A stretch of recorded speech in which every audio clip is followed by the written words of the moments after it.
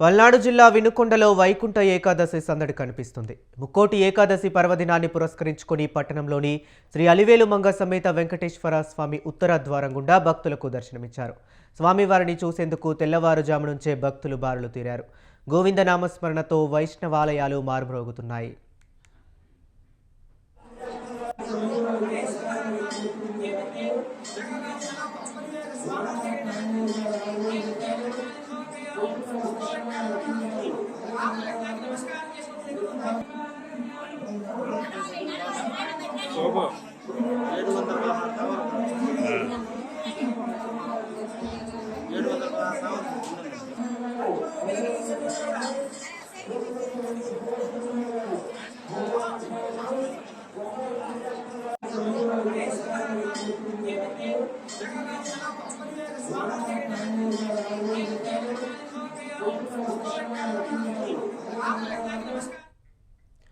ఇక పల్నాడు జిల్లా వినుకొండలో వైకుంఠ ఏకాదశి సందడి కనిపిస్తుంది. ముక్కోటి ఏకాదశి పర్వదినాన్ని పురస్కరించుకొని పట్టణంలోని శ్రీ అలివేలు మంగా సమేత వెంకటేశ్వర స్వామివారి ఉత్తర ద్వారం గుండా భక్తులకు దర్శనమిచ్చారు. స్వామివారిని చూసేందుకు తెల్లవారుజాము నుంచే భక్తులు బారులు తీరారు.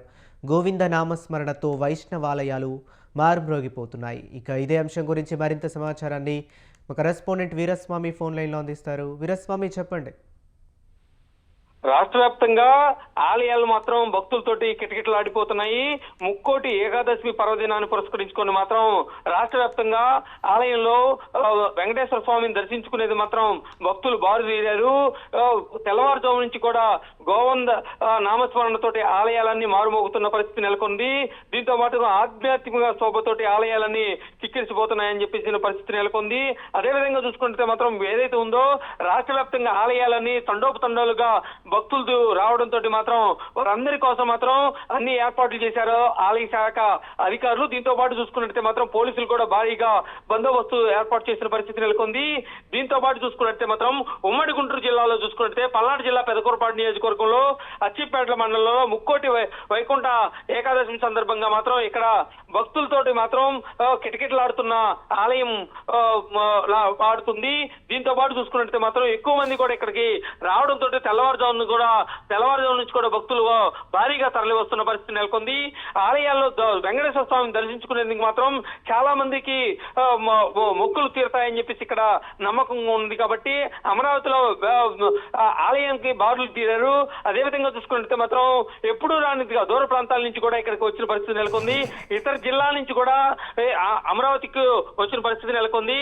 దీంతో పాటు చూసుకున్నట్టు మాత్రం ఈ రోజు భారీగా భక్తులు మాత్రం తండోపతండాలుగా రావడంతో మాత్రం ఎక్కువగా చూసుకున్నట్టు మాత్రం ఉదయం తెల్లవారుజాము నుంచే వీళ్ళందరికీ కూడా పూజలు ప్రత్యేకమైన పూజలు నిర్వహిస్తున్న పరిస్థితి నెలకొంది. ఆలయ అర్చకులు కూడా చూసుకున్నట్టు మాత్రం ఇక్కడికి చాలా మందికి పురాతన ఆలయాలు కాబట్టి ఎక్కువ మంది ఇక్కడికి ఇచ్చేస్తున్నారు. అదేవిధంగా ఎప్పుడు రానంత మంది కూడా ఇక్కడికి వచ్చి దర్శనం చేసుకుంటున్న పరిస్థితి నెలకొంది. అదేవిధంగా చూసుకున్నట్టు పల్నాడు జిల్లాలో దాచేపల్లిలో కూడా మహాపుణ్యక్షేత్రం ఇక్కడ ఉంది కాబట్టి చాలా మంది కూడా ఇక్కడికి తరలి వస్తున్న పరిస్థితి నెలకొంది.